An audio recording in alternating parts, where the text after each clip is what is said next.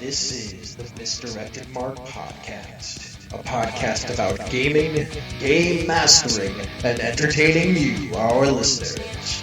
We are explicit, you have been warned, and I'd like to thank Mike Willard for letting us use his music on our show. Now let's pick up those mics and get on with this thing. Well, yes, let us pick up those mics and get on with this thing. And on this episode, we're going to talk about the reactions and being proactive and how those things interconnect with each other and how we can turn that into this lovely dance of conversation when we're playing role-playing games. Because we're going to talk about proactive and reactive gaming with me, Bob, not Phil, which we'll get into in a second, and Miss Senda, who is the queen of the chat room. She rules it with an iron fist, and we're going to bring her in right now. I have to call her. It's going to ring a bunch of times. A ringy-ding-ding.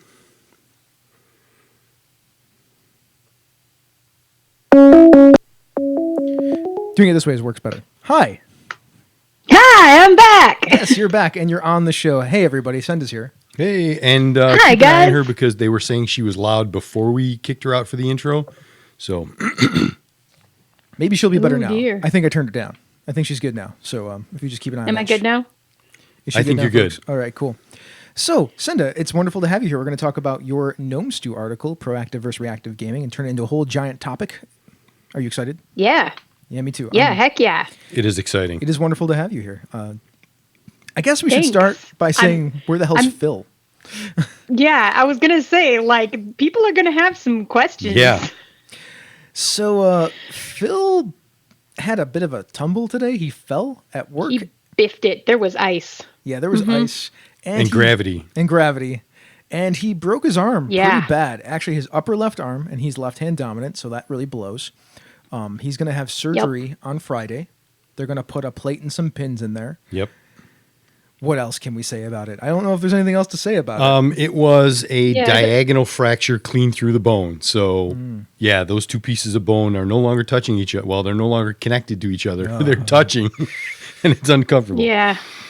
You got anything, Senda, since Yep. since you're his podcast partner? Yeah, no, that's pretty much it. Well, Ice. if anybody Badness. wants to send Phil some wishes, you can hit him up in the Slack channel or just throw it out to him on Twitter. He's having a little hard time typing now. He's on some drugs too, so he's a little loopy. But me and Bob went and saw him. Yep. He's doing all rightish. Yep. Comparatively speaking. Yeah, they're keeping yep. him overnight tonight. Oh, there you go. Good. Yeah. Yeah. There you go. I do have more information. See? Haha. They're keeping him overnight tonight. Yeah, we didn't know that for sure. Yeah. Right. Yep. That means he's That's in a the real room now, because when we got there, he was still in the ER. Yep. Yeah. I tell you, they let a lot of And maybe people they'll- just wander into the ER without asking any questions. Yeah, we were like, we're here to see Phil Vecchione, and I just said it real confidently, like, and whatnot, and I don't look anything like Phil, and Bob Yeah. doesn't really look anything like Phil, and they're like, can we send two back that are family? Is that okay? Room 23? I'm like, I didn't say anything. Chris is carrying a bag with food in it. I'm carrying a beverage. Yeah. And we just walk back there. So that was a Nice. ECMC. Let me Yep. tell you, all kinds of security. All right. Well, with that little bit of news, I will say, Senda, our guest and my co-partner in all of this misdirected Markness, what Yeah. what is going on? Well, I mean, today was like, oh gosh, like Phil broke his arm. Oh my gosh. And then I was thinking, like, what am I going to do for the podcast next week? Well, maybe he'll be recording, but maybe not if he's doing surgery on Friday. But anyway, all of that stuff is less exciting. I finally got to play Tales from the Loop last week, Oh, that's which cool. was awesome. Quincy ran it. He sometimes hangs out in the chat room, and he's an awesome dude. And he's going to run us a little short run there of Tales from the Loop on my Wednesday night game. And we just finished dropping Genesis on She's a Super Geek today, which means that I get to start editing Tension, which is the next thing we're going to release. So excitement and spoilers. I think that's the next thing. Anyway, for the 23rd. And I got to, last weekend, I ran my first, like, not adapted like full version, like, here child, here is the player's handbook, let's play actual D&D with my son. So that was awesome too. I ran like a little adventure. He's 9, and they had to fight some kobolds and sneak past a dragon to save the village's stakes. And Emily played a PC with him, and she had a pet fox, of course. So they also had to save the pet fox, like you do. That's great. I mean, and he wanted to play the game, right? Like, it wasn't really. Oh yeah. He was like, "Mom, I want to play D&D," and I was like, Okay. Let's play some D&D. Sure, why not? Right, like, can we do it tomorrow? Oh yeah, no, Emily just did the rules. I haven't played a 5th edition to actually learn the rules. Sorry, I saw Eric in the chat room just asked if I knew the rules or if I just made Emily do it. And the answer is, of course, I just made Emily do it because, Well, on the bright side, Emily has played in a very large amount of D&D in the past, like, year and a half. Right, like 5th edition. And there are things about 5th edition that are pretty different from like 3rd edition and 3.5, which is what I spent a lot of time playing. So, instead of like spending a lot of time trying to catch up on them really quickly to run an hour-long game, I just was like, yeah, whatever, just tell me if I do it wrong. Like, on the bright side, the game's a lot simpler than it used to be. Yeah, which helps a lot. And there's that thing where it's like, I have a lot of pieces where they used to dictate a lot of really specific terms and times, where it was like, and then you get to add +2. And it's like, okay, well, so pretty much any time I would have added a +2 before or done a -2 for those general adjustments, it's like, okay, advantage, disadvantage, like, done.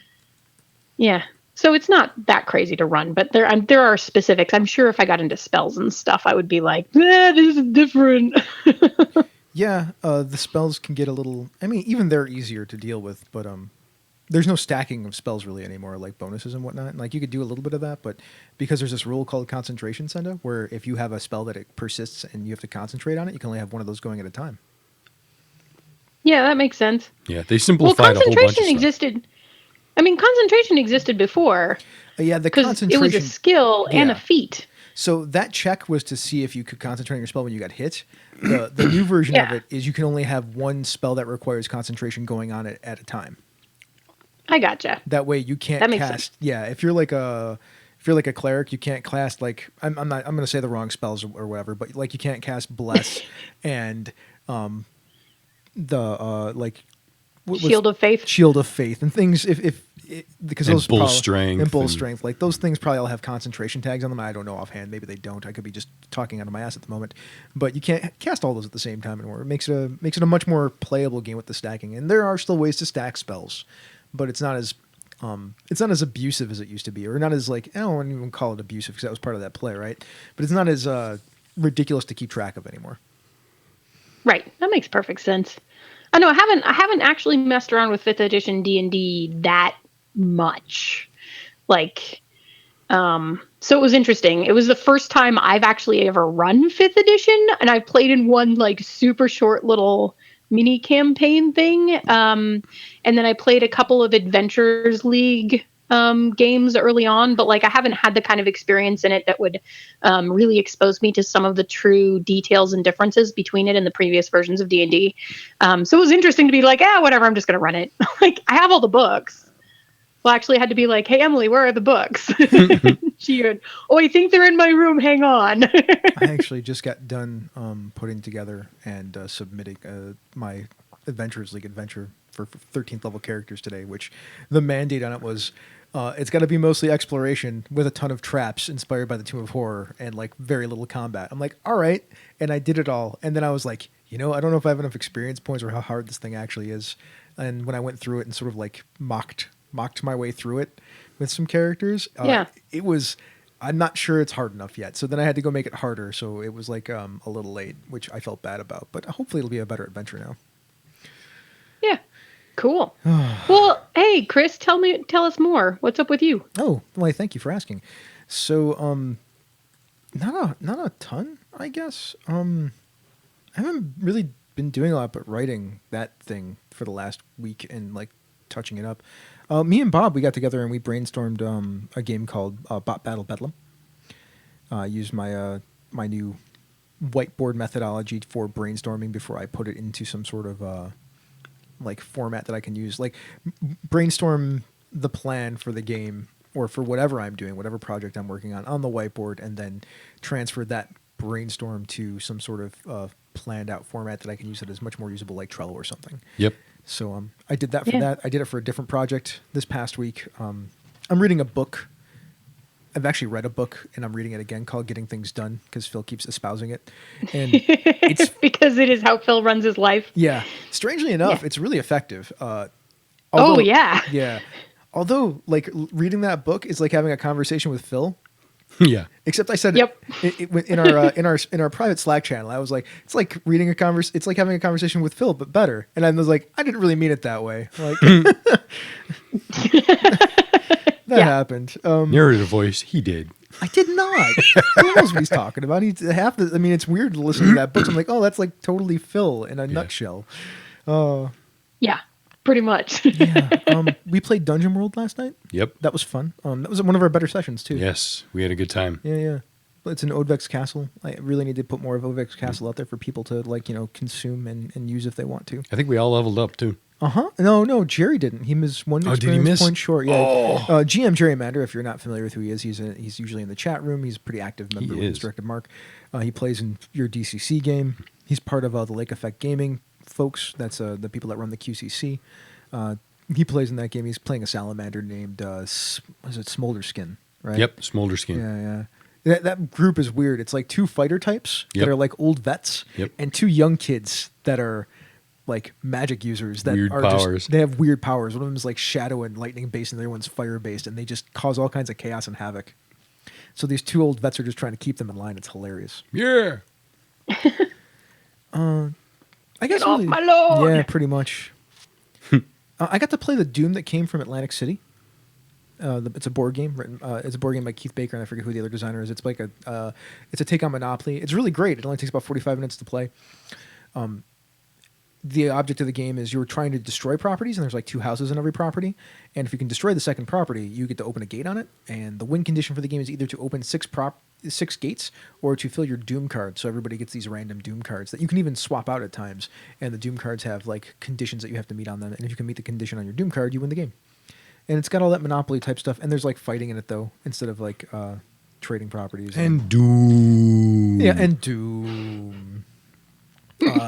And it's interesting because your turn usually consists of 3 things. You move, then you can fight if you can fight, and then you can destroy. And destroying is the destroying properties. And you're always rolling 2d6. You're always trying to usually get either the highest number. Bless you. Why, thank you. Sorry about that. Gesundheit. Yeah. You're trying to get the highest number in the fights, or you're trying to get 7 or higher when you're destroying to destroy properties. And instead of rolling 3 doubles in a row, you have a doubles track. So if on your turn you end up rolling 3 sets of doubles, then you get banished. You just get taken off the board. And there's other ways to get banished too. But as soon as you get taken off the board on your next turn, you generally come back on the Migo space. Because Go in this game is Migo. And if you're a Cthulhu fan, you know why that's funny. It's so cute. That game's fun. I liked it a lot. Cool. I don't know if I played anything else. Oh, I played Imperial Settler. Did I play Imperial Settlers before since the last show? Maybe I didn't. I don't know. I played Imperial Settlers a couple weeks ago. I'm getting very confused with my timelines. It's been a weird week. So yeah, I guess that's what's been up with me. Bob, what's going on with you? Yeah, I'm a day walker again. Woo! Woohoo! Somehow, I have no idea how I pulled it off. I managed the transition from night shift to days in less than 36 hours. I worked I was up Friday evening and worked from midnight to 8 a.m. on Saturday morning, stayed up until like 11 o'clock Saturday night, and then crashed. I had like a couple of like half-hour naps in Saturday evening, but then I crashed at like 11 o'clock Saturday night and woke up at like 8 o'clock Sunday morning and was like, I'm awake and raring to go. So out the door I went to Sunday morning gaming. Oh, we played Sunday morning gaming. Yes. Jeez, I forgot. And that's a good one because guess what we did? We tried Chris's new system. Yeah, we did. That is going to be I've fun. heard words about this. There is a super secret thing that we're working on that's not so super secret, and it's going to be awesome. And we're calling it the sequence system. Uh-huh.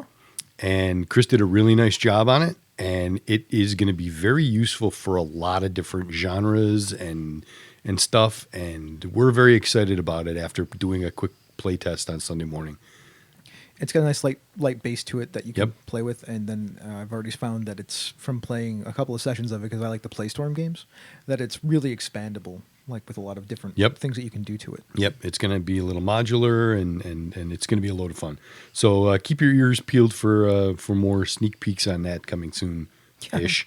I wrote a game. Yeah, Chris wrote a game. And as he already Yeah. said, he helped me Yeah, brainstorm. you just forgot about that part. Yeah, we just forgot about it. Thursday, we brainstormed for Bot Battle Bedlam, also known as B3, which is, for more explanation, that is my robot boxing game. It's Real Steel, the card game. I have watched Real Steel too many times, and I had to make a game.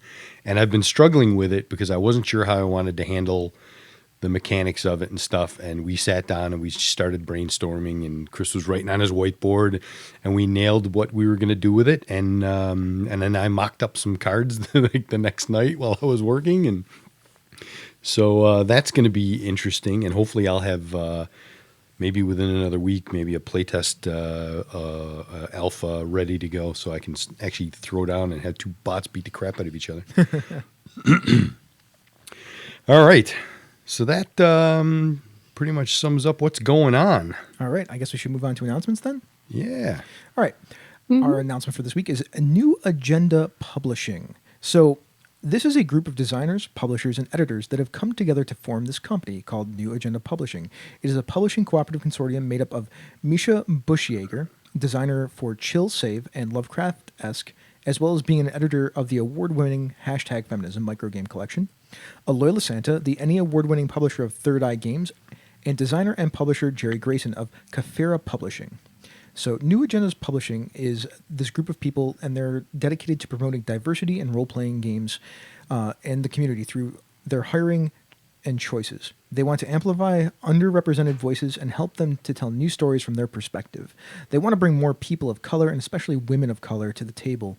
And they think the best way to do that is by hiring them to help them create games and worlds they want to play in.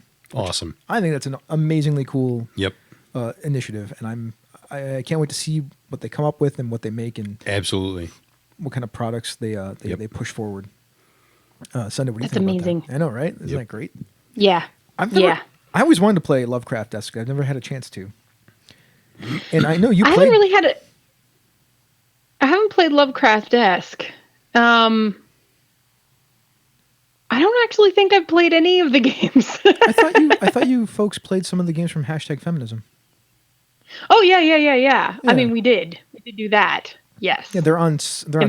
SassGeek, aren't they? Yes, they are on SassGeek. Mama. Do you want a tearjerker? Yeah, just go off and listen to So Mom, I Made This Sex Tape. Yeah, so Mama made a sex. It's Oh, that intense. was so good. Yeah. It was a good game. Yeah. Yeah. All right. Before we get to our feature segment, we're going to do an ad. Hey, Sunday, have you seen the Phantom of the Opera?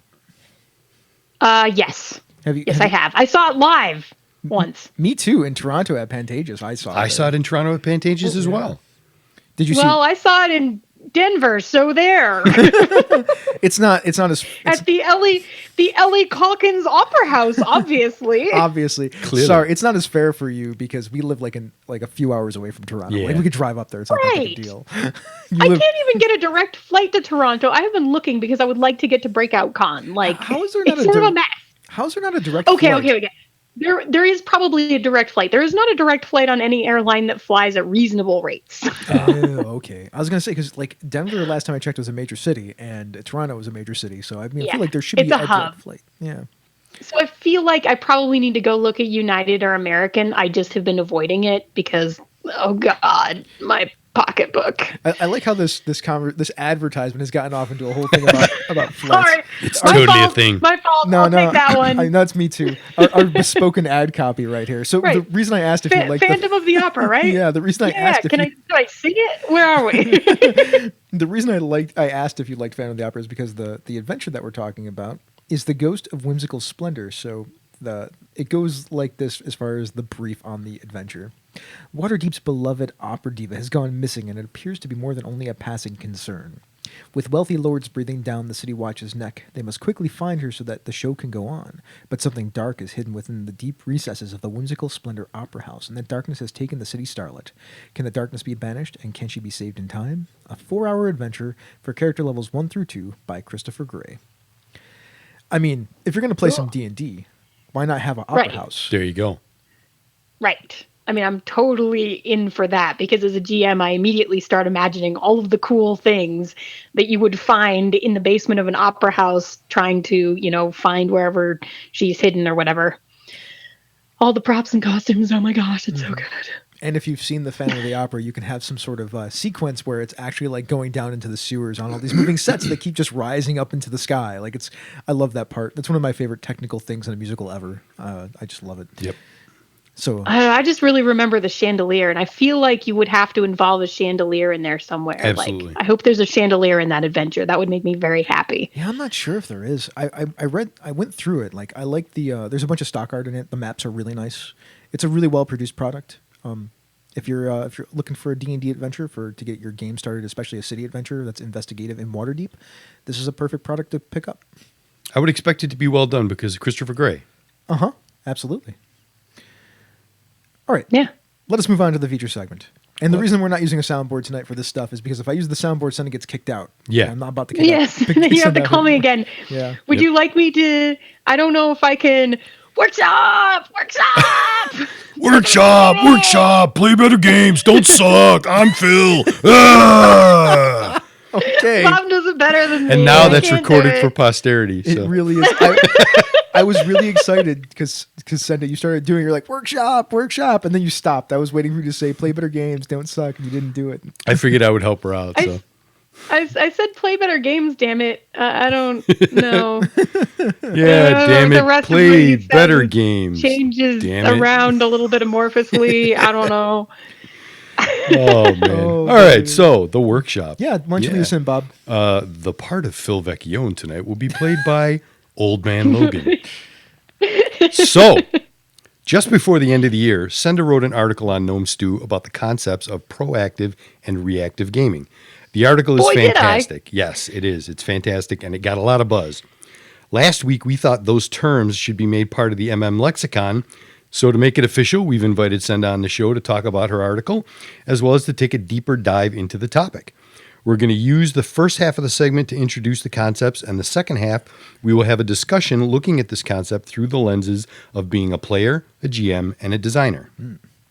All right, so Senda, let's start with the article and the inspiration for the article. Where did you get the idea and concept that made this thing a reality? Right. So this is actually pretty funny, right? Because it was not gaming related at all. It was a pretty random tweet, and it was actually pretty much basically about how some people express their sexuality or parts of their sexuality by making their partners react to them or enjoying the fact that their partners do react to them. And I saw this tweet go by that was basically like, someone's like moment of introspection about their sexual relationship. And I was like, oh, interesting. And then I went, oh, interesting. And then I was like, I need to write an article about this because I'm like, wow, that's a thing. Okay. So yeah, that was, it's weird, right? But there you go. Twitter has weird things. It's not weird because the number of concepts and ideas that we've utilized for gaming that come from, relationships is well into the, the 20s or the 30s at this point.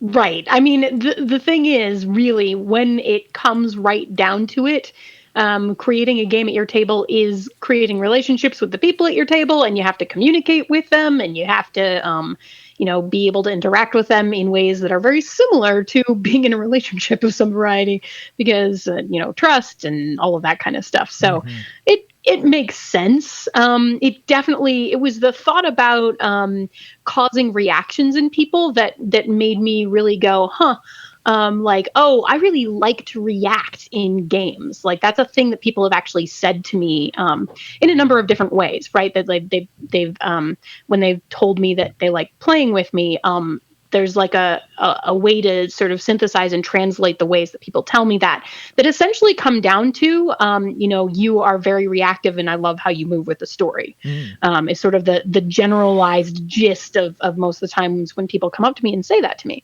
And it suddenly like coalesced into that thought. And I was like, well, if I'm a reactive gamer, like what does that make a proactive gamer? And then I was like, well, I'm going to write an article about this. Well, speaking of reactive and proactive, I mean, normally Phil would define our stuff, but since It's he's true. not here, would you please Yeah. definition panda us for the evening? Yes, I can, because I am also a panda. You are in fact a panda. Not that anybody can see you because we don't unfortunately have the technology yet to show the person who is on like the call in with Right. us. But I think you're wearing the Yeah. panda hoodie, right? Yeah, no one can see that I'm wearing the panda hoodie, but I am in fact wearing the panda hoodie. So I am well prepared to define these terms for you tonight. So basically, the dictionary definition of proactive is creating or controlling a situation by causing something to happen rather than responding to it after it has happened.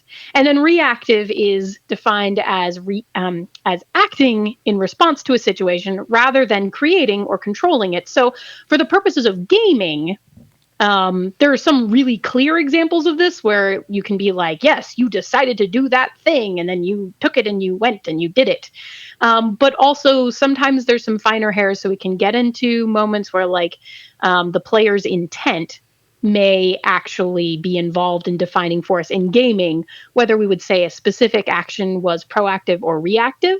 So that's just a thing to be aware of, because I might take the same action, but depending on if I feel like I'm doing it because my character is emotionally reacting to the scene, or if I'm doing it because like I have a trajectory that I want this character to follow as a player, like I could take the same action, but that is aligned to me, that then sort of defines them between reactive and proactive kind of thing.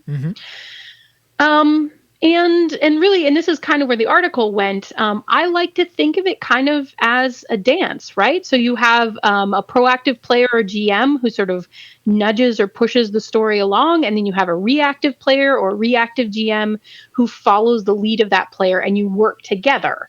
And you create this narrative together as a flow, like you're doing a tango or something like that. It's all very intertwined, but the parts are different. And in gaming, it kind of goes back and forth. Does that work for you for definitions? It is a perfectly fine definition. I love the definition quite a bit. The dance thing threw me off every time I've read it, because I always think of there just being a lead and a follow in a dance, and never going back and forth. But right, that's it doesn't go back and forth in a dance, but I think that the metaphor of how in a dance you have a leader who is kind of steering things, but but they're not just pushing the reactive person around, right? Like the reactive person is taking those signals and going in the right directions based on what that lead is giving them. I think that's the best way to describe how proactive and reactive work at the table, right? May I put forth a secondary example? Yes. Please do. Are you going to make me rewrite my article now? Jeez, Chris. No. This is just another way to look at it. I always think of this idea of proactive and reactive as the same thing as a jazz combo, and I'm familiar with that, because usually when you are improvising, somebody is taking point on the improvisation, and then everybody else around them is reacting to them and helping support them. And then when that person decides to stop, they step away and then become the support while somebody else takes the lead. Right. That's actually very accurate too. Yeah. Excellent. So let's expand on that and talk about the proactive and reactive roles in terms of players and then GMs. Okay, so let's talk about what it means as a player. I mean, I don't think this is going to be too hard for people to imagine, what a proactive and a reactive player is. I mean, if we really think about it, we know players, ourselves included, who fall into these two categories. Senda, would you care to elaborate on what a proactive player looks like at the table? Yeah, so the easiest way to think of it is it's when you're taking action or jumping in, when you're pushing or driving the story ahead in a direction.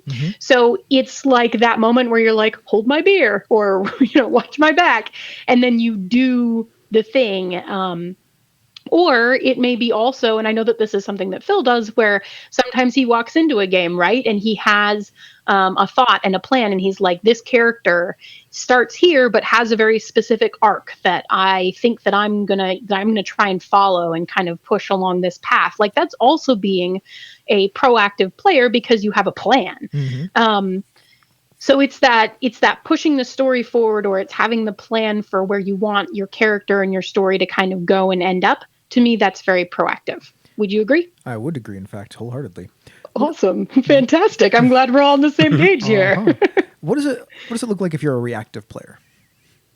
Right. So reactive player is more like me because I don't have a plan. And so when you're a reactive player, you don't really have a plan. And sometimes they're the folks who might not have a really good handle on their character until they play them for a bit. That's something that I hear people say sometimes is like, oh, I mechanically drew up this character, but I don't really know who they are until like I've played them for a little bit. And I'm like, okay, well, that makes sense because what you're doing is learning who they are by how they react to the world around them. Right. So that's something that I see that I consider reactive. That's not usually how I end up going into things, but I've done it before like that, right? Absolutely. And sometimes, and this is more what ends up happening to me is like, I'll walk in with a fully formed character, but I don't have a plan for their future. I don't really know where they're heading. I'm just letting them sort of ride the flow of the story and see where logically and emotionally that takes them. So then you're just sort of being those characters and letting the world sort of push you and the forces around them, push them to make decisions and have to handle their feelings and watch how that makes them, react. So that's kind of how I would consider reactive play. Not having a plan. It's very reactive. I think that is a pretty good explanation of a reactive player. When we talk about our personal reflections in a little while, I have a few things to add to that, but I'll wait until then to talk about that in a bit. Cool. Sure. So what it means as a GM. When I first read your article, I had to pause and think about if a GM could be reactive. The answer is yes, by the way. I'm sure. Yeah, it definitely is. Yeah. For sure. Definitely many GMs are proactive. But there is actually such a thing as a reactive GM. So let's do the proactive one first. What is a proactive GM like? So a proactive GM is actually kind of the stereotype of what we think of as a GM. So they, when you think of the dungeon master and, get that image of like the kind of puppet master with all those strings and like the characters like down in front of them, like, trying to fight things off or whatever, which is sort of an image that I think we carry with us in terms of D&D and stuff a lot. When you talk about that kind of DM, you're usually talking about a proactive DM. It's the stereotype. They've planned ahead. They know where the campaign is going. And the more control they have over everything that isn't the players, the more proactive they're being because they're driving everything in that story all off in the direction that they already have planned, right? But it can also be things like twisting the plot that you've already planned, so that you can like go into it and have that plot twist planned. Basically, you can lead your players off in a direction, then you can be like, haha, plot twist, that kind of thing. So to me, being a proactive GM means that you are probably doing a certain amount of prep so that you know what's going on.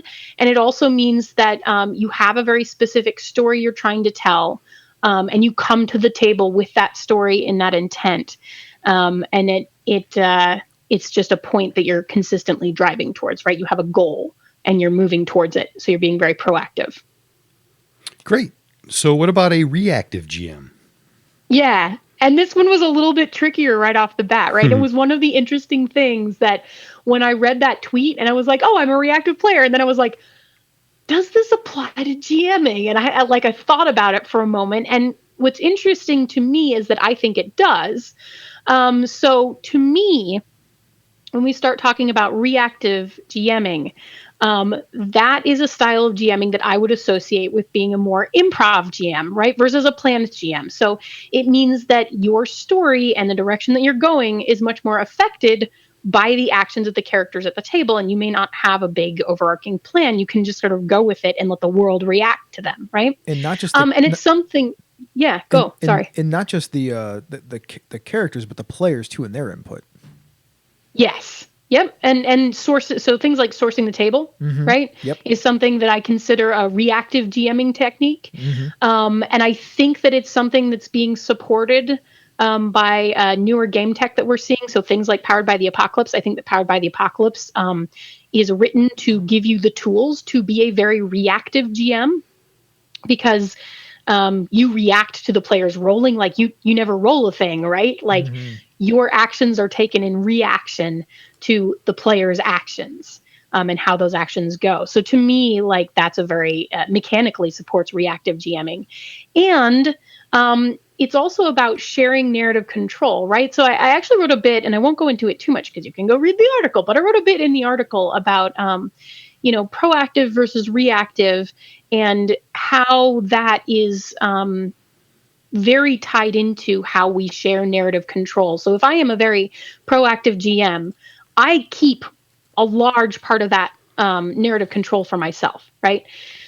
Because that's what allows me to be proactive. So if I start being reactive, I'm actually handing a lot more of that narrative control to my players so that I can react to them, because they have narrative control in the story to affect the story for me to react to. Right. So that's part of that. That's sourcing the table, and it's weaving their ideas into the story with shared narrative control, and basically letting their player actions drive the actual direction of the story and where it ends up. Right. I mean, you're still trying to wrap it into a nice story, but, you're not sitting down at the table and being like, well, point A, point B, we are going to play between these points. So those are kind of extreme examples, right? Oh, absolutely. Extreme ends of the spectrum, in fact. So, and we'll get into that in a little while too, about how it's not really, it's not one or the other. It's totally a spectrum. Yeah. Not black and white. All right. Well, before we get to the break and check in with the chat room, let's talk about how these definitions apply to ourselves. And chat room, please play along as well, so we can talk about it during the break.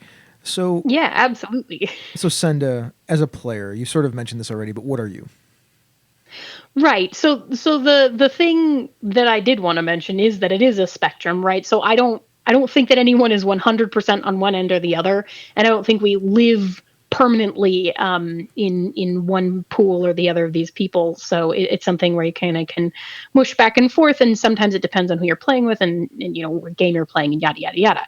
In general, I tend to play very reactively, and especially as a player, I really like to be a reactive player, because I don't like planning. It's one of my favorite things about playing games versus GMing games is that I can basically just sit down and go where the story takes me.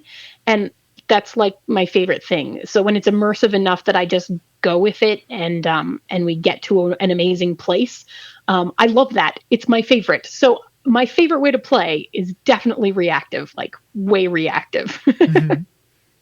What about you, Chris? What do you think? So I'm both completely. I'm completely both. I react and create whenever I can. Depending on the game, I'm allowed to react more or create more, right? Like, yeah. I mean, most traditional games have that, the game master lays something down and you react to it. But a game like Microscope is all about creation, but there's no game master in that really. So like I like games that play all that kind of stuff. Like Fall of Magic, like that game is super creative. Like you have to be proactive in order to play that game, because once again it's GMless. You'll find that the more GMless games, you have to be a proactive player, right? Like, you have to be proactive because you have to share the narrative control around, right? Like and that's, which is a thing that I really like too. Because I like creating things, but what's interesting is I like creating things as a player. I don't like creating things as a character. It's a weird definition. Like I really like being reactive as a character, even though I love being involved creatively as a player. Sorry, continue. No, I suddenly felt the need to clarify. No, it's cool. Like I'm with you. There's generally more room to be a creator as a player than as a character. Like usually the moments when as a character you can create is when you start playing in character, you're playing on the character level, and you start saying things like, oh yeah, how's your mom? I remember when we went and saw her that one time, and that character that you just talked to, we never discussed her mom once, right? Or their mom Right. once. Yes. Like you have just created Yep. something as a character within the story, like you would normally see like in a novel or something like that, or a TV show, when somebody just sort of brings something up without actually, having anything that precursed it. Like that's the introduction of something. Yeah. I mean, I love that stuff too. Like I do it. I do all the things like that. I also like bringing in other characters, especially especially PCs, into play if possible, with creating new things or reacting to what they're laying down. And I do the same thing with GMs. And the thing that you were talking about before with being a reactive player and not really having a plan and whatnot. I'm a little bit skewed in a slightly different way. Like some people have goals for their characters. Like I will usually come to the table and my characters have drives that might develop into goals through play, but those drives are proactive, and my goals tend to be reactive to what has been going on in the story. If that makes Yeah. any sense. Yeah, no, that makes complete sense. Yeah. So like the things I believe in, the things I care about as a character are the things that are proactive, and hopefully those things will lead me to the goals that I want to pursue within play. Right. Bob, do you have any thoughts? I have transitioned over to being way more of a reactive player. Yeah. I like to have maybe a couple of points. I guess maybe not goals per se, but just high level things about the character. Drives maybe is probably a good word for them too. Yeah, I like to see where the story is going and react to how the rest of the story is playing out and what the other characters are doing, and then choose my course of action from that. I used to have a lot of more focused, I want to go here, so I would try and drive things there. But now I like to flow with the story. Mm-hmm. And I haven't run anything. I haven't GM'd in like forever. So Well, I won't ask you the next question then. So, Senda, as a game master, where do you fall on this spectrum? Right. And this is where it got really interesting to me, right? Because I think, based on our definitions that we talked about, that I also fall very reactive in terms of GMing. And there's a certain amount of GMing that like you simply have to have more proactivity because it is your job to keep the table moving. So if things die down or whatever, like you gotta just make it happen. Uh-huh. So it just has to be a thing.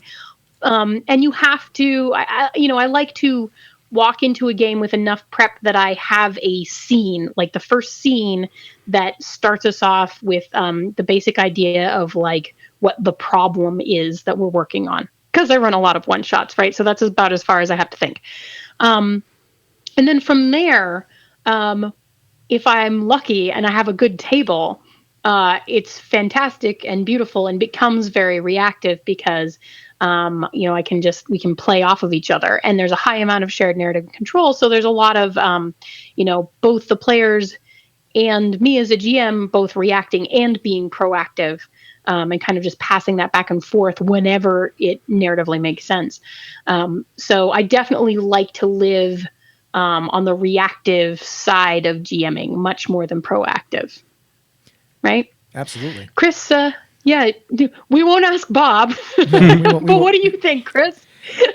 Where are you on this spectrum? So I'm in the middle, but it's not a balanced in the middle. So my proactivity really comes from the kind of prep that I do. And what I like to do is have a very strong foundation for the games that I'm running. For instance, the Airy Peaks. Everybody's heard me talk about this a million times. I had a whole dungeon that was sketched out. Nothing, and by dungeon I mean the entirety of the Airy Peaks. But it wasn't like super well defined, like the different areas.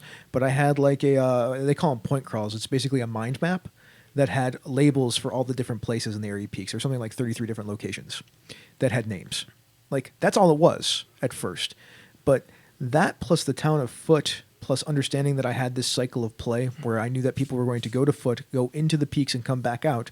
And then a few other things, like I had a cult that was operating out of the town, and I had some agendas for bad guys inside of the Airy Peaks. With that much done, which is about 4 or 5 hours worth of work, at that point, when I start running games, I can be exceptionally reactive to what the players are doing. Like, I can lay down all kinds of hooks and plot and plot leads and let them pick where they want to go and what they want to do and what they're interested in, and then just sort of react to what they care about within my little sandbox that I built. So that is that's how I tend to run games, because I don't run a lot of one shots. I run a lot of campaigns. I mean, to steal a shtick. It's like this is turning into a different show. Oh man, I mean, anytime I get to steal a shtick from somebody else's show, no problem. Right. So are we going to do outtakes after this? Is that how this is going to go? I mean, there's an after show. I mean, this one doesn't get edited though, Sunday, so there is going to be there's no outtakes, right? Like, it's just if we screw up in the middle of the show, it's going to be there and everybody's going to hear it. Just so you know. Right. So just make it funny. Good. Absolutely. So that is how my proactivity and my reactivity kind of work together as far as prepping and running games. Because when I'm running the game, I'm actually a lot like you. Like, I'm just, instead of your first scene, I have a campaign foundation. Right. And I think, honestly, our styles are extremely similar and really come down to a difference of, I'm going to run a game for 4 hours. You're going to run a game for 3 months. Yeah, we are. So the amount of minimal proactive prep that must be done to make that runnable just expands per the amount of sessions that you expect it to last you through. Exactly. Right? Yep. Because what do we prep for? We prep to be comfortable. Yeah. It's good.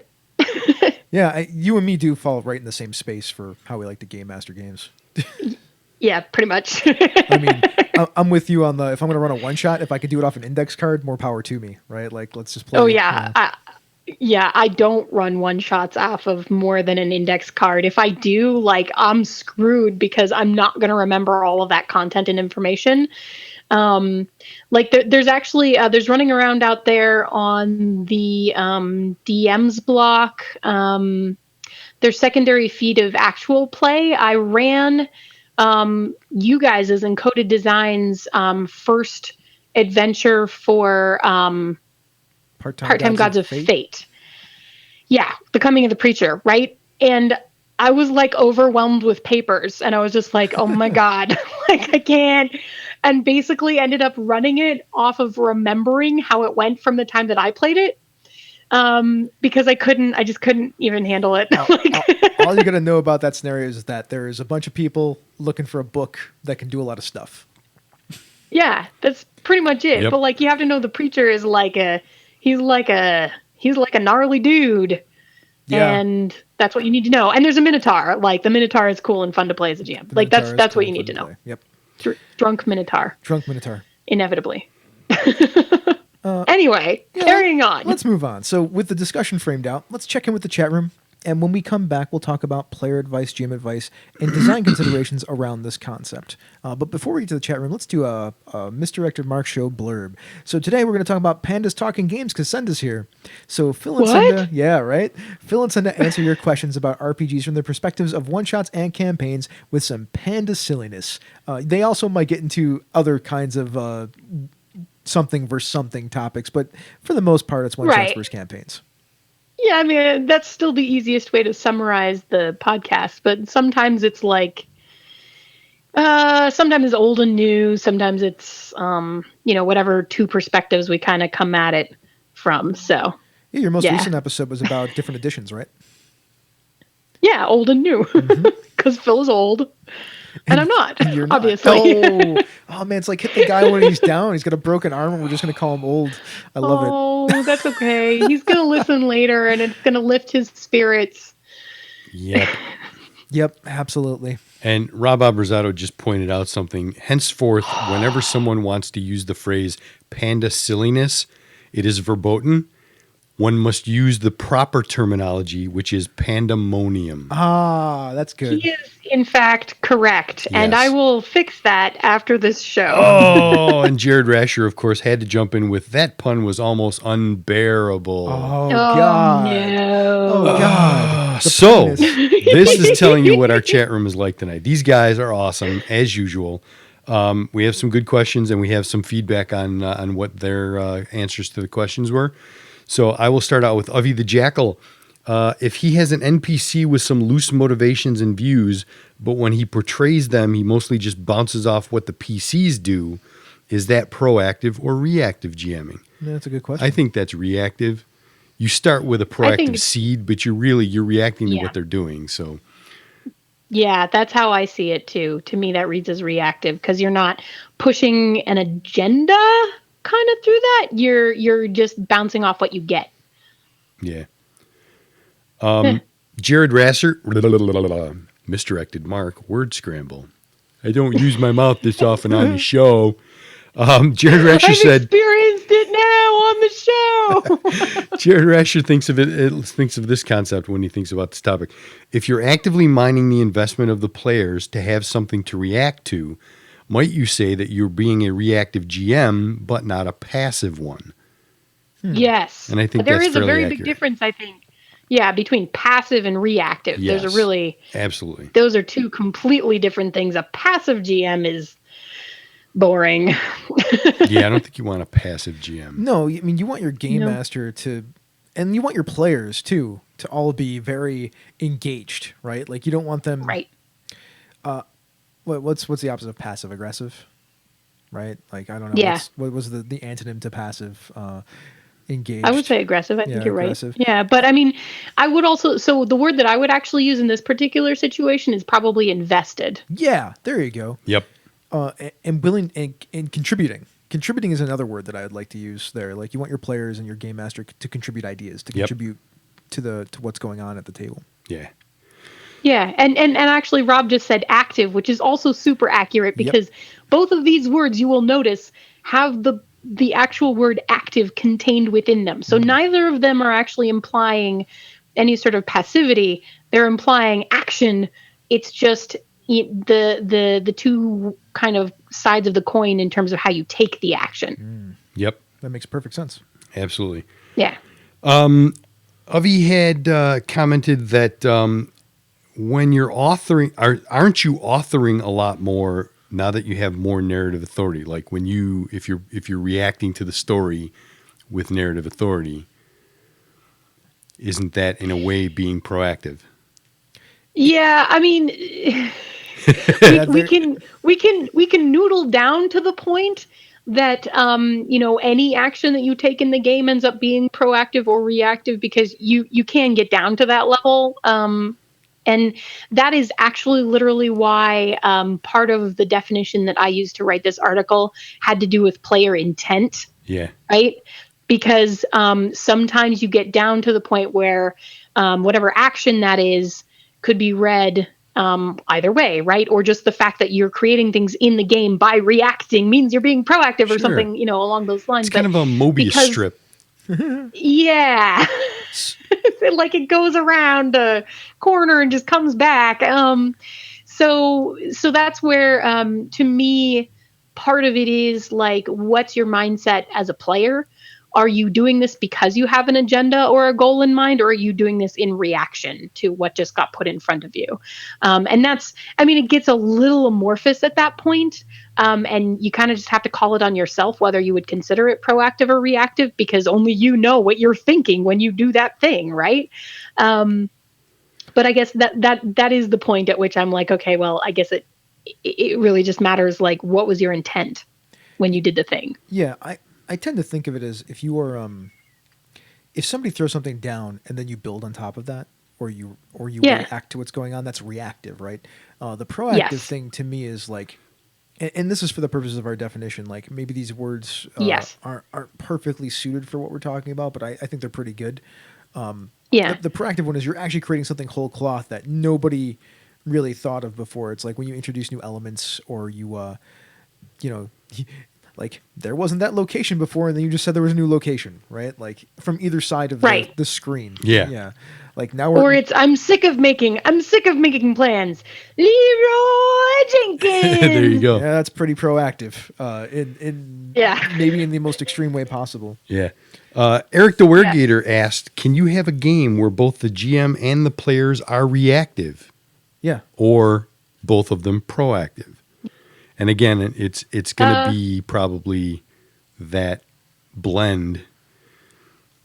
I would say yes. Wouldn't you say yes, Sunda? Because you can't be both completely. Actually, I would. Uh-oh. Yeah. I don't. You're chopping in and out, Sunda. You're chopping in and out. Try again. No. Okay. I don't think that you can have a complete reactive and reactive GM. Like you must, at a certain point, there's going to be like that moment of your job to keep the story going, right? And that was so and that was super choppy. And no, I was going to say the thing about having an entire table of proactive only. No, why is the internet Why failing is it us? doing that? The internet is failing us.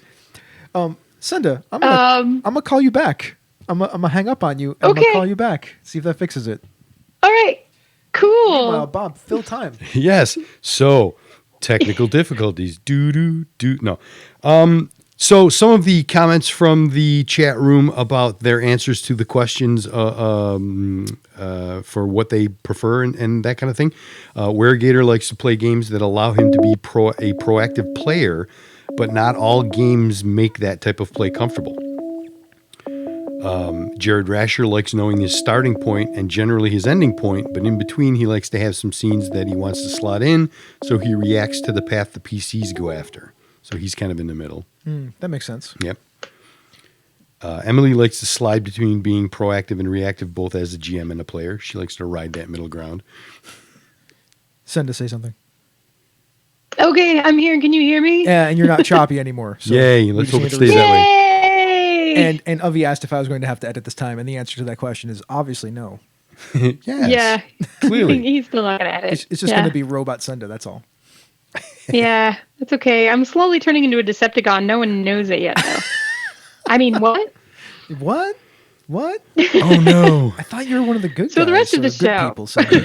I thought you were one of the good folks. Yeah. I thought you were on the side of the light. I thought you were light You side. thought wrong. Dark You know side what? has cookies. Come on. Not sending you that rebel wax seal that I have now. Damn it.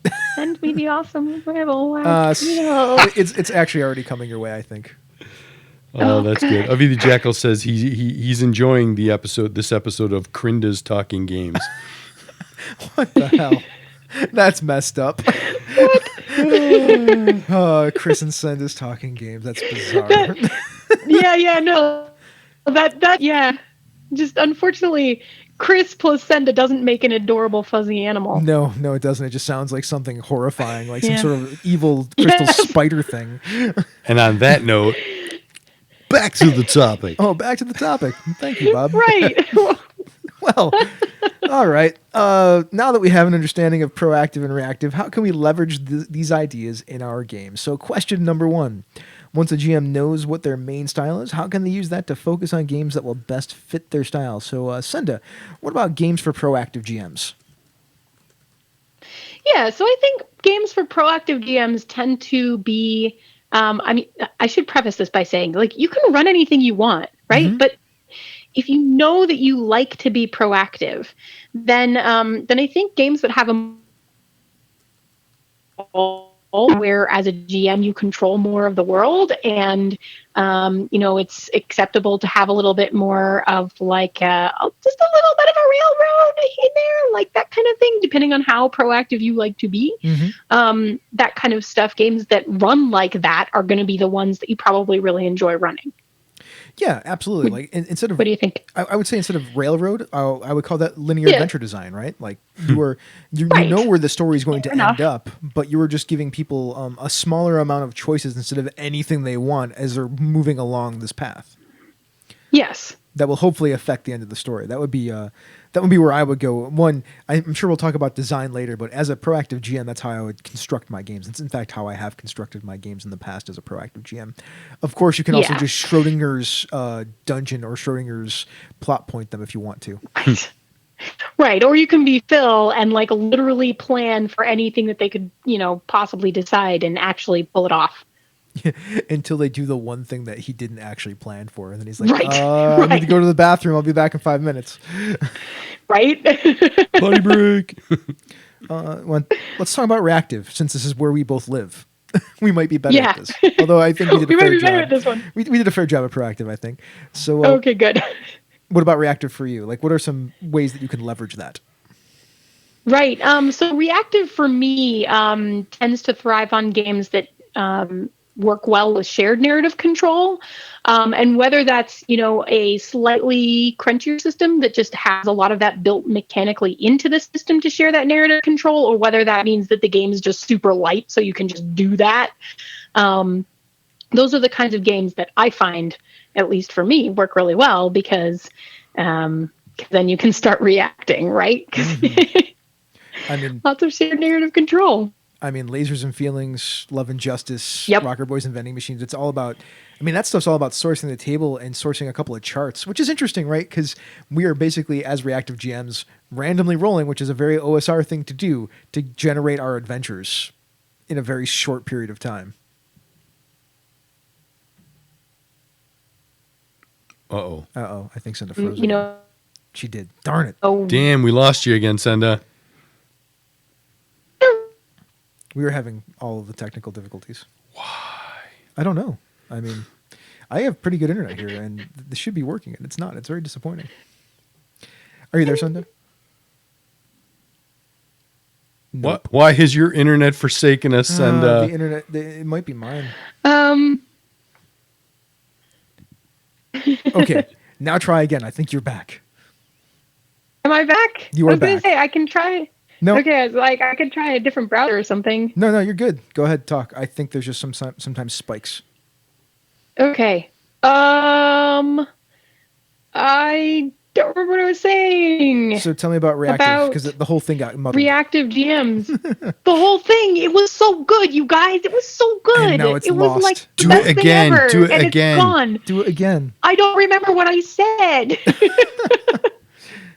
Make shit up. Terrible. I have some. Well, I did the first time and it was real good. So yeah, reactive GMing. No, it was because you talked about Lasers and Feelings. So the thing about games like Lasers and Feelings and Love and Justice and Rocker Boys and Vending Machines, to me, is that you have a random roll on the charts in the game. And then as a GM, you're reacting to that, right? Like, so it's pretty much like you're sourcing the game the same way that you would source the table to build an adventure. Mm-hmm. It just happens to be built into the game itself. Yeah, absolutely. That was the genius thing I said. It's pretty genius. Good. I hope it was still as smart as it was the first time. I was going to say the same thing you were going to say. Like, you have people that you can source at the table, so you should utilize them as much as you can. At that point, you should also utilize all of your knowledge from any kind of tropes for whatever genre you're playing. Like that is how you do that stuff. Any storylines from TV shows, if you need to like build stuff on the fly, that's how you react. Any NPCs from TV shows or books or whatever that you appreciate, you just use those things to react to what is happening at the table if you need to create things whole cloth out of nothing. Having that giant vocabulary of knowledge in your head about those things, or however you want to describe that, will help you with that. Yeah, absolutely. Because it gives you easy access to all sorts of things to react with. Yeah, games that do that a little bit, like we talked about those three that we just mentioned. They're all based on the same game system, but yeah, Fate does it because you can create an advantage. That is a very way to be. No, that's not reactive. That's proactive, I suppose. No, I think I was going to say, I'm like, creating an advantage is actually pretty proactive. Mm-hmm. I think. Well, and what's really interesting is depending on what game we talk about, it may depend on. Some of them are very specifically like reactive as GMs, but not as players, and vice versa. But as I mentioned before, I consider Powered by the Apocalypse to generally be pretty reactive for the GM in terms of mechanics. That's true, because a lot of times you have to ask questions, or questions get asked to the players based on the mechanics, and you as the GM have to roll with it. Yep. That is a very Powered by the Apocalypse thing. Yeah, it's a really Powered by the Apocalypse thing, and you call for a roll when they do something, right? Like you when the conversation gets to the point where you need a roll to determine a thing, then you can tell them then you roll. But also, like, as a GM, you are partially creating the story based on those hard and soft moves, right? Like, you're not just like, here's the story. You might have the outline of the story, but like, you don't get to take those actions unless you're taking them in reaction to the players, right? Mm-hmm, absolutely. Yeah. So that's a thing for me. Allow me to turn my head and look at my shelf of games here and think about any others. I don't know. I mean, those are the ones that came really easily to mind. I'm very confident that there are many, many more that go specifically both ways. Mm-hmm. Um, So what's our next question then? oh yeah, I'm sorry, it's in red. Yes, we've made a joke about the show notes. Perfect. Right, brilliant. Now Mark we're your misdirected now I'm really Mark on bingo misdirected boards. Mark. Exactly. Awesome. So what can each of the types of GMs learn from each other? So if you're purely reactive versus if you're purely proactive, what can they teach each other? Well, I mean, if you're very proactive, that means as a GM you plan a lot and you're very controlling. You can learn a lot about how to let go and techniques to let go, so that you can have a little bit more player input into your games, which can create engagement, because that is a thing. If you get way too proactive, it feels like you're a little bit too controlling, and it feels Yep. it can almost feel like you're not giving your players room to actually do stuff. Yeah. I absolutely agree, and that's definitely a thing. Is basically learning to roll with the punches and do a little bit more improv-y stuff. Mm-hmm. I think is what proactive can learn from reactive. What do you think that a reactive GM can learn from a proactive GM? Oh, I mean, this is all about how to prepare and how to understand. Yeah. Wait. This question, the answer to this question right here. This is the relationship that you and Phil always describe, right? Phil learned from you how to improv games. Uh-huh. And you learned from him how to prep. Is that accurate? It's so strange because, well, like I used to be a prep heavy game master, right? But I learned a better way to prep from him, because this idea of you prep only what you need to be comfortable is how I learned to prep from him, and how to and together we came up with this idea, I think, of foundational prep. Like, you don't need to plan out every beat of your story. You just need to plan out enough to get yourself going. Right, because so foundational prep to me is like that right in the middle, right? Uh-huh. And it's strange because we both came to that space. I think me and him. I mean, he's probably still more on the proactive than the reactive side, and I'm probably still more on the reactive than the proactive side. But we are way closer to the middle than we used to be. I mean, I'm not dungeon worlding it up on an index card anymore. Yeah, I am. But it probably shouldn't be. There's just some games I can't do that for. Like I can't do that for when I'm running mysteries.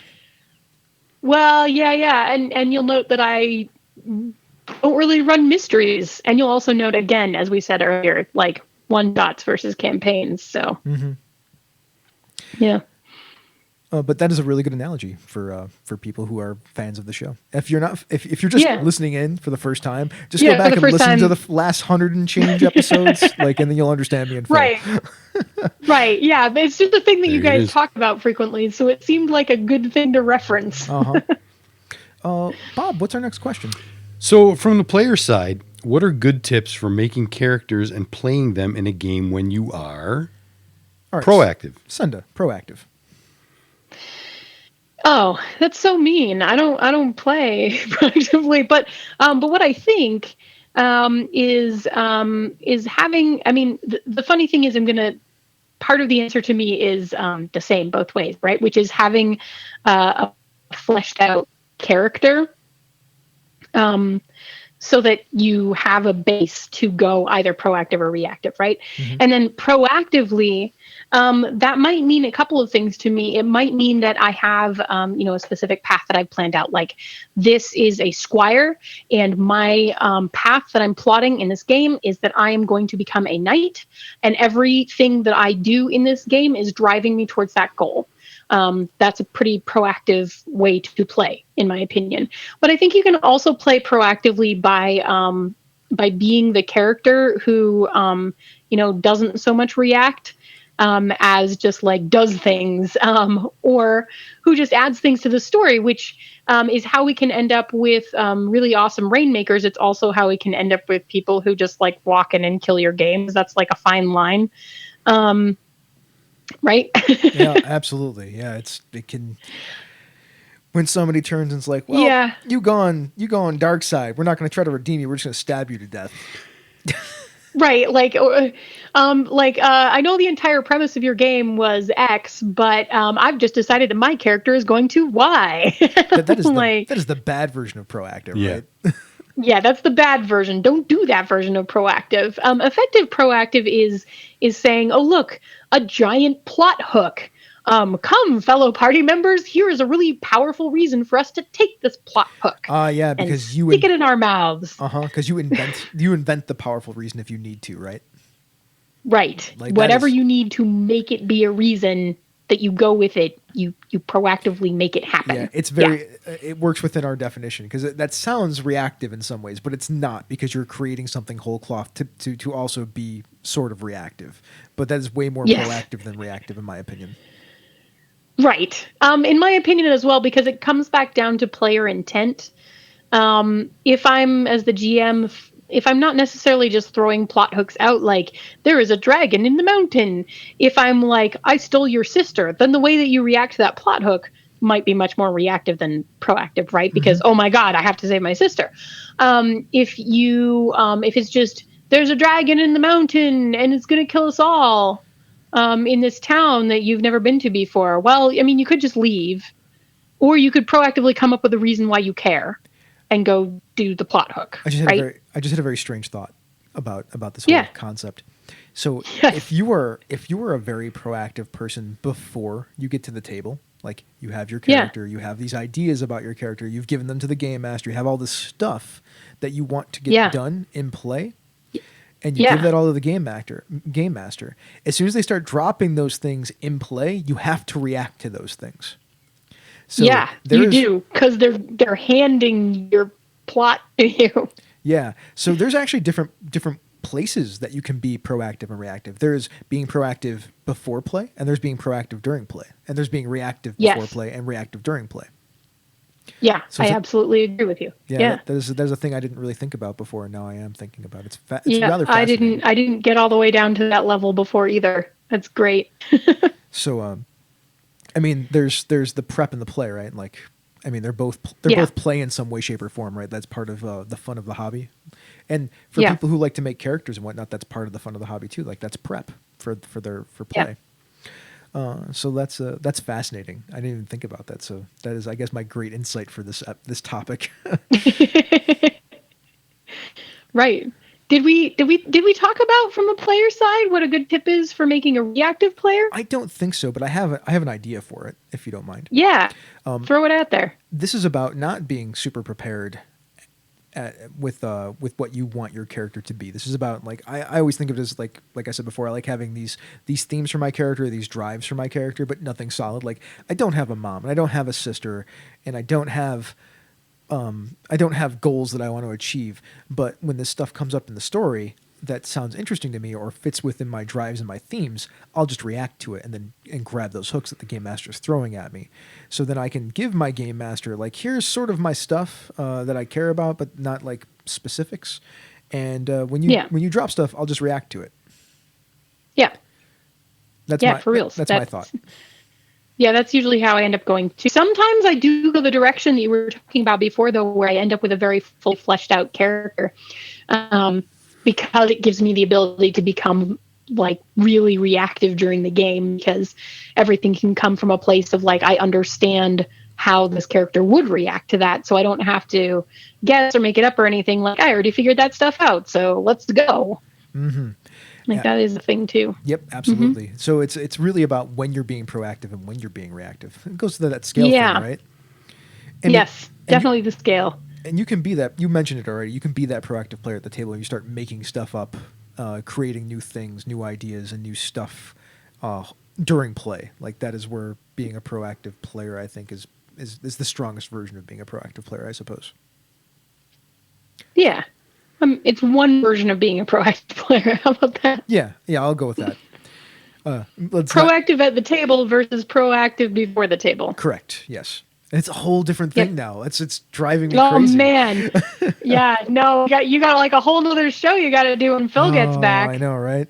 So I guess our last question: as game designers, what should we take into account in our games in terms of proactive and reactive GMs? Sunda. I'm sorry, you cut out. Okay. Were you waiting for me to talk? Yeah. So I said, as game designers, what should we take into account in our games in terms of proactive and reactive GMs? Yeah. into account designing the game? So I think it's really interesting to kind of know those concepts because I think that you can think about the flow of your game a little bit more, right? Like, so you can look at your game and you can say, does this support reactive play as a GM? And does this support reactive play as a player? And do I want it to? Or does this support proactive? Or, does this generally tell the GM to be proactive and the player to be reactive or vice versa? And then knowing that and understanding that as you're designing a game, I think gives you more tools to basically design the table play experience so that it is what you are going for. And that doesn't mean that one or the other, either of them is better. It just means knowing what to look for in how people play the game helps to sculpt your table experience better, and you can make it a little bit more uniform so that the game, you can be aware of it, write it into the game, and then the game will play like that more likely even when you're not involved at everybody's tables. Mm-hmm. Right? I agree with all that stuff. I want to talk about some specific stuff a little bit. So if I'm going to design a game and I want my GMs to be very proactive about how they prepare or put that game forward, I'm going to let those game masters know in my book and in my rule set, like, okay, we're playing dungeon crawls. Dungeon crawls where you are going to stock your dungeons, build your dungeons, put these frameworks and put these frameworks of examples for how to build your dungeons out and give them, a process so they can actually build their dungeons or their mysteries or their whatever. Like, I feel that a game like Gumshoe is a very proactive game because you need to have your mystery that the characters can react to constantly and the players can react to constantly. So, like, I need to make sure that I provide a set of clues, a spine of clues for those players to react to. So as a designer, I need to let my game masters know you got to build this spine of clues, and this is some ways that you can do it.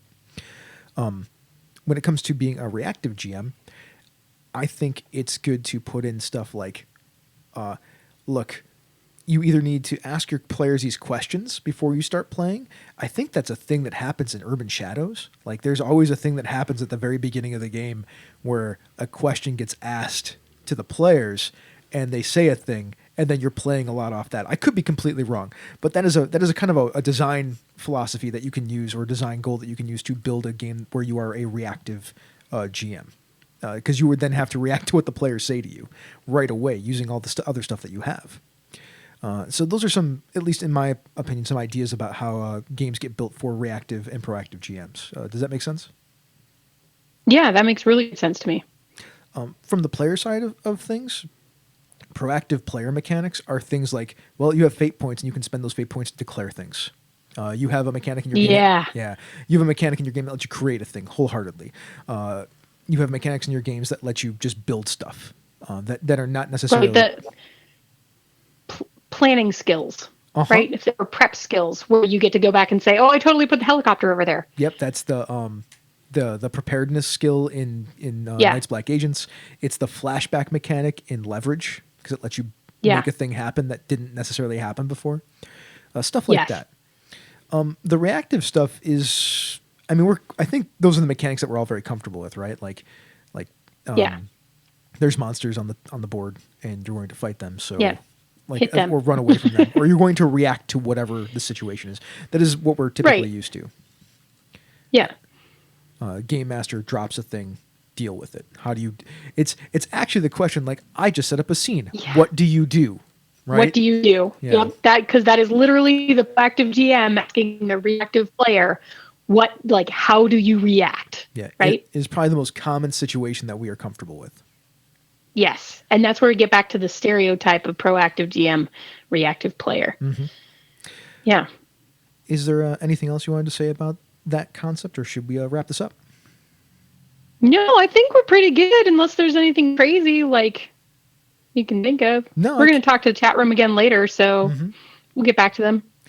Well, I thought that was awesome. Yeah. That was our segment on proactive and reactive play. And our induction of those terms into the MMP lexicon. Well, thank you guys so much. Oh, you're quite welcome. Thank you so much for the great article and coming on to talk about it. Well, absolutely. Why don't we check in with the chat room one last time before we move on? Yes, let's. What do they got to say? What ridiculous stuff do they have to say? Oh, man. So some serious beats here. Ubby the Jackal said, conjecture. Every GM needs some degree of both proactive and reactive, lest they railroad or be adrift with no driving story. Yeah, absolutely Makes agree. perfect sense, right? Yep. Yes. Yeah. Yep. Yes. Because if you walk in without some mix, Yeah, that's where I mentioned a couple of times, like if the table dies down and you're the GM, even if I'm playing really reactively, it's still my job to get the table up and going again in a direction, right? Like Yeah, I can't just let them wallow that's true. because that is literally my job as the GM. So there's going to be a point at pretty much any table where you have to step in and make a thing happen. yep. I mean, there have been games where I didn't have to, but it was like, Love and Justice, and it was supposed to be 2 hours, but we ended up recording for like 3.5 because everybody was just so excited about it. I was like, I can't even get the plot in edgewise.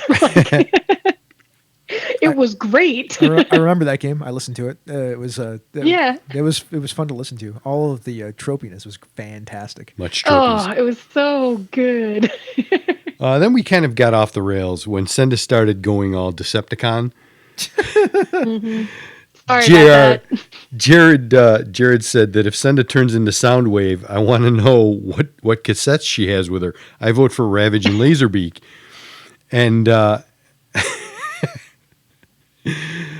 he then said, Soundwave needs a minion named Drop Bear. And I said, no, Mike Drop Bear. Mic drop there. There you go.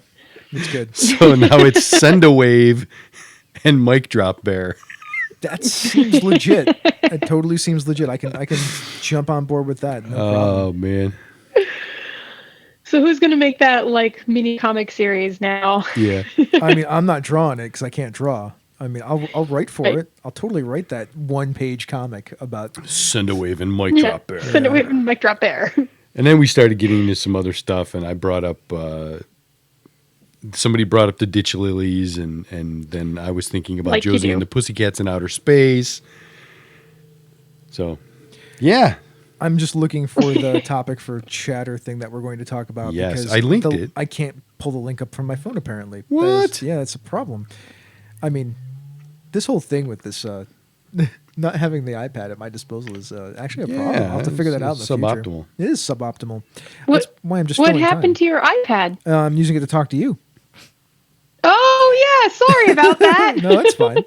No problem. Because we had to I am have a monopolizing guest. your iPad. If we didn't have a guest, Oh. everything would be normal. But normal and stuff. Fine, that's fine. I can Totally fine. sing you some bumpers. Yeah, sing me a Fine. bumper. I could use a bumper. Yeah. What do you want? What kind of bumper do you want? This is for the extra dimensional social media depository. I don't know if I can sing that one. It goes like. That's accurate. Well, Bob, since you're just sitting there, you could just pull up the, the Oh, topic my for chatter God. for me and help us out. that's hysterical. I have the topic for chatter. Would you like me to read it to you? Yes, please do. You don't have to now. Send us Yeah. that Excellent. Senda's got Yeah. this. The topic for chatter is that we were talking about reactive versus proactive gaming with the co-owner of Mr. Mark Productions. That would be me.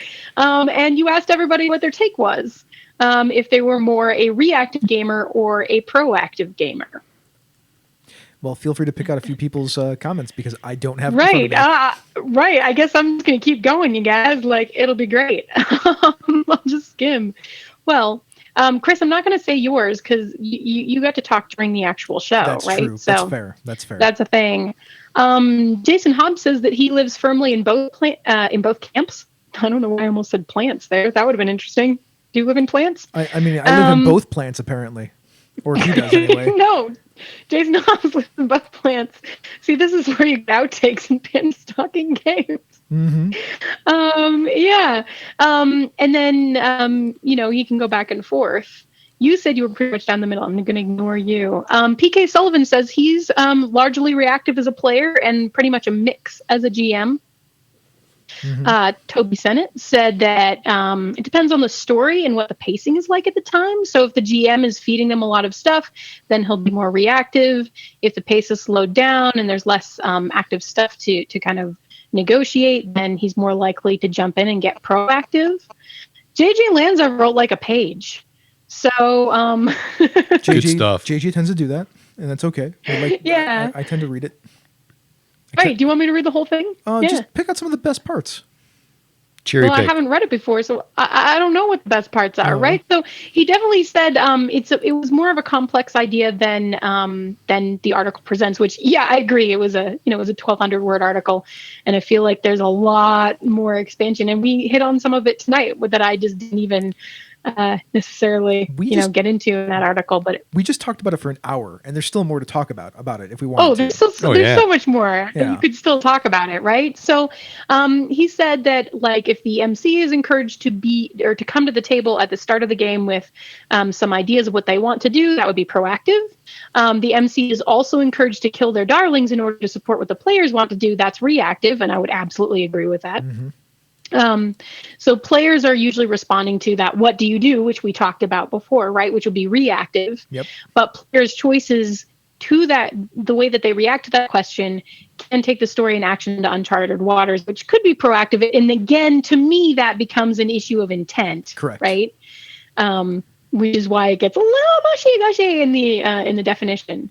But what he says is his takeaway from the article is to be more mindful of my position when I'm a player. Am I forcing my own agenda as a drama beat, or am I trying to achieve the goal the party agreed to as a procedural beat? So perhaps from the player standpoint, that is another way to frame the discussion: character objectives versus party objectives. I kind of agree with that. I kind of don't. It depends. It's actually a completely different topic. Yeah, it's like a whole separate thing. Hey, because Bob. I can put a pin in it, Bob. Oh my God, I got to say it. There you go. What are we pinning? Good. We're gonna pin. You got to play it. We're gonna pin.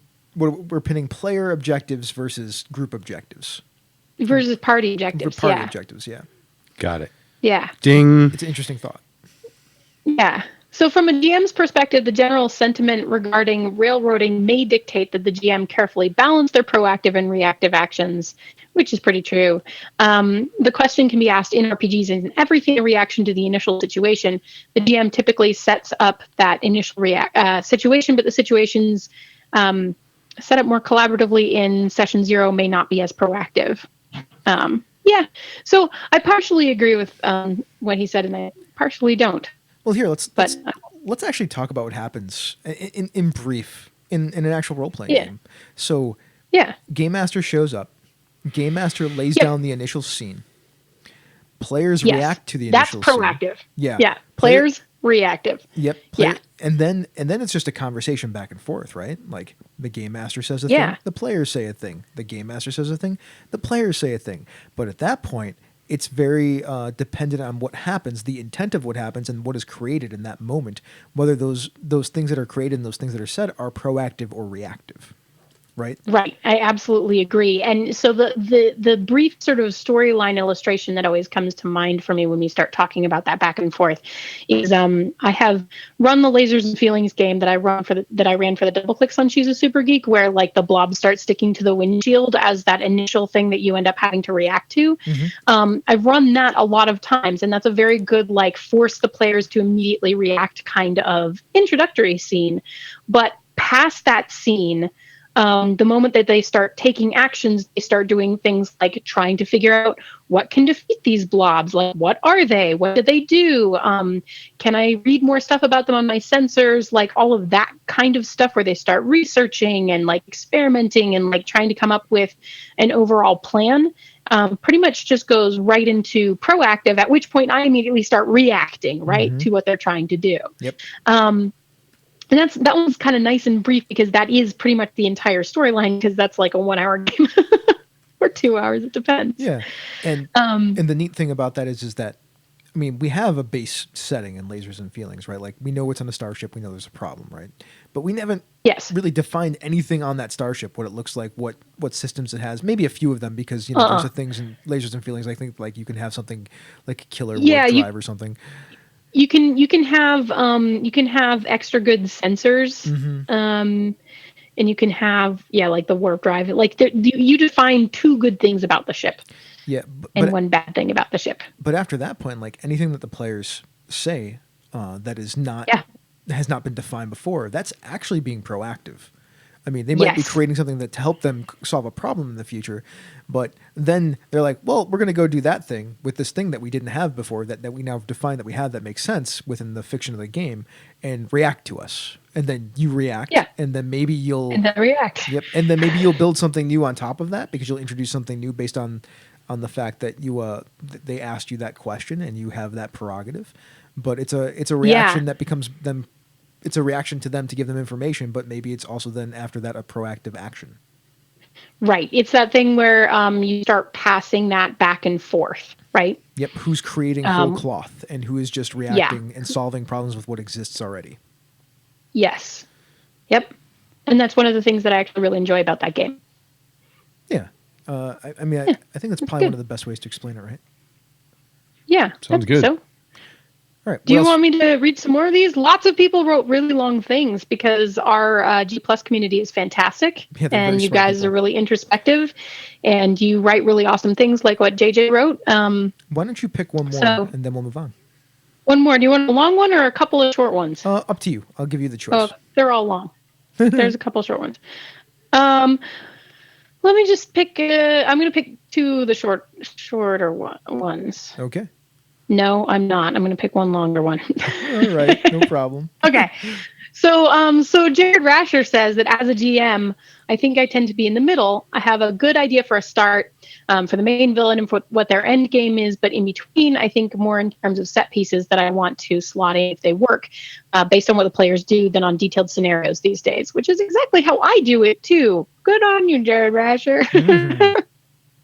As a player, I tend to be more reactive, but that is in part because I'm so used to it being a GM that I don't want to take the lead when it comes to party actions. I tend to play support characters that bounce off the GM's plot and other PCs instead of driving the story in any particular direction. Sometimes I'll have a similar mindset with a character. With a campaign, however, I can picture moments in that character's life, and I don't drive towards them, but I slot them in if there's a proper moment to do so. So, for example, I had an Ithorian, an Ithorian healer. I should know how to say that, but apparently I don't.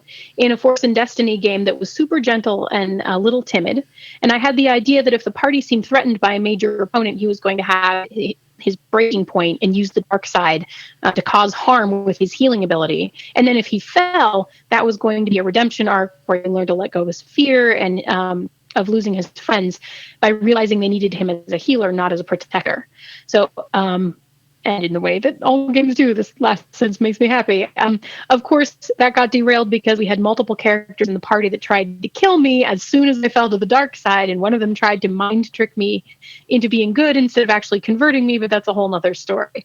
And that totally sounds like the kind of craziness that will happen to the best laid plans at a gaming table. It makes me so sad for Jared. Like, it's like, I wanted to do the Fall Redemption arc, and then everybody just wanted to kill me because I was going dark side. It's so good. Well, I mean, that's one of those things. If you do the Fall Redemption arc and you spring it on people and they're not expecting it, I think that they're going to react like that. Right?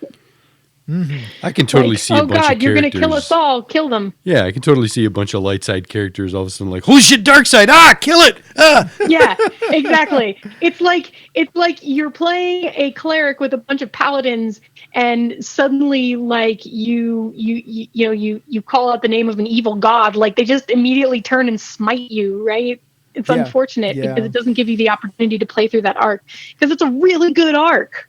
That'd be a really good one to play. Oh man. Anyway, yeah. That pretty much covers just some random picked out responses. Yeah, that's good. All right. Well, that's our show for the evening, everybody. Anything in the chat room before we move along? We are a hysterical bunch. Of course you just are. a hysterical bunch. I can't wait until we. They noticed your curtains.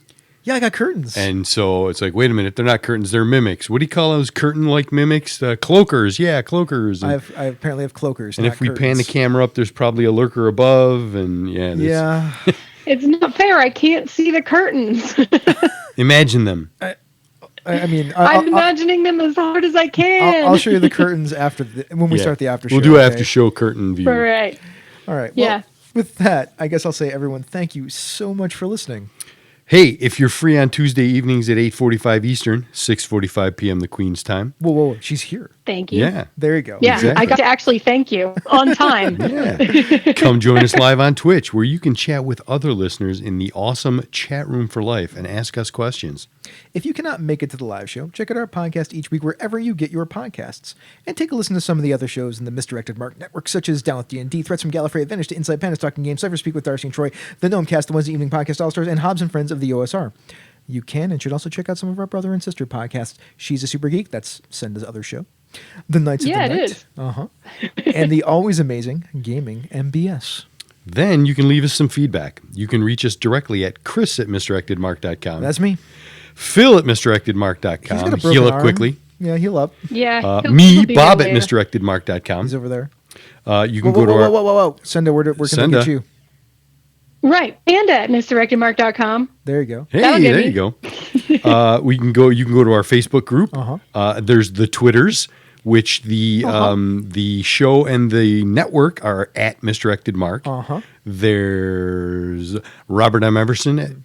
Then there's at DNA Phil. And I'm not even going to go there, Senda. No, it's at I Idella was like, I Mifflin. was just waiting. It's at Yeah, Idella I was Mifflin. We had to waiting. throw her Twitter Yeah. handle joke in there. Yeah, so that was, yeah. Senda, Yep. you don't have to spell it. It's at Idella Mifflin. Figure yes, it out, folks. people can Yeah. figure it out. I type at S and it goes, do you want Senda? Yeah, and I go, that's yes, what I yes, do I do. And then there's always, of course, But you- at the Light 101, where you can get your smooth Oh, she was jazz. going to make the funny. Oh, you were going to make the funny. I'm sorry. I What talked were we over going to you. say, Senda? No, I was just going to say, you have to be following me for that to work, you know? That's true. Well, they should be following you. Duh. Well, I mean, obviously, but if you can't spell Idella Mifflin because it has Y's instead of I's and various other interesting things, you could check out at Pandas Talk Games, and there's a link there too. Yes. Yes, there is. It's There you called go. the interwebs, and you can find things there. So I'm sure people can find it. It's a rumor, right? It's a rumor. And rumor. after the Twitters, if you really want to be proactive, There you go.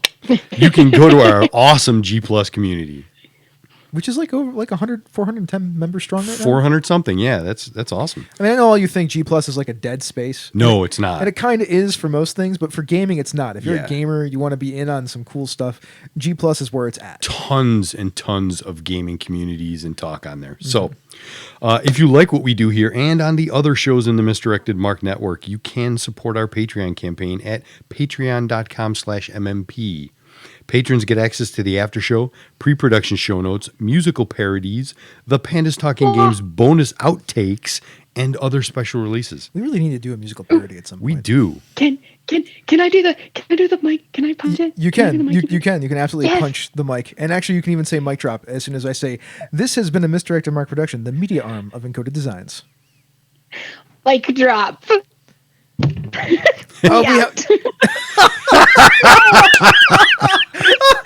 You did it backward. You did. Oh, damn it! All right.